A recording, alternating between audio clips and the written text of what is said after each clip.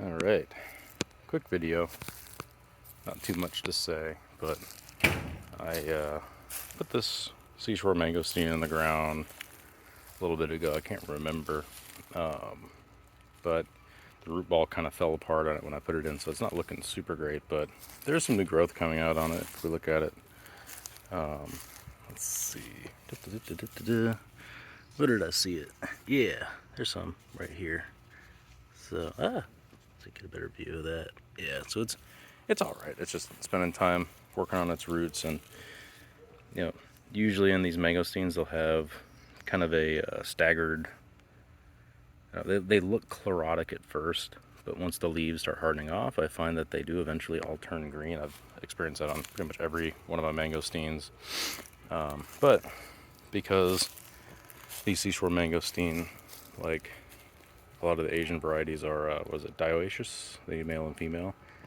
I have three, 4, 5 plants total, 5 Seashore Mangosteens. So I got 2 more in pots, but decided to do just a little row of Seashore Mangosteens. I know they're pretty close together, but I don't really have much of a choice. My yard's not that big, and I think in an ideal scenario, what I want to do is figure out which one's male, which one's female, and ideally get rid of the male tree, or keep it cut back, and graft some of the male branches onto the female so that I can save a little bit of space. So we're fingers crossed that they're not all female, though. There is the possibility that the females might fruit without a male, which can kind of be seen on Eric's videos that he's been doing. So, I seem to be inclined that his train of thought is pretty accurate. So will remain to be seen if I can reproduce that here. But yeah, so they're close together. I'm sure they'll be fine, even if they grew into each other and I didn't do anything. It's not optimal.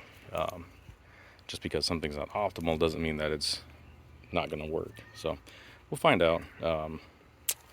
And they are protected by this oak canopy here.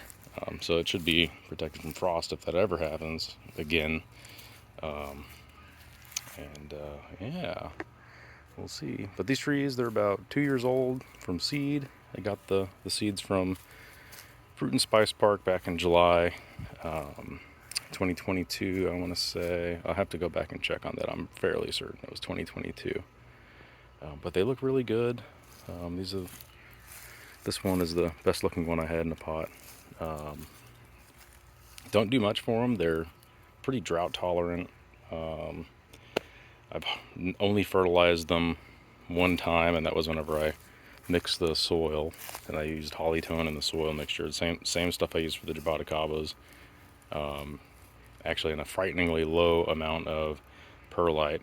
So it was basically all peat moss and what do you call it? Hollytone.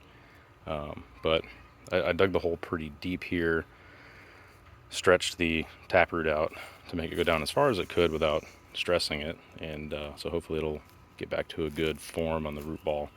But honestly, it hadn't filled out the pot at all, so I think it'll be fine. It wasn't like curling at the bottom.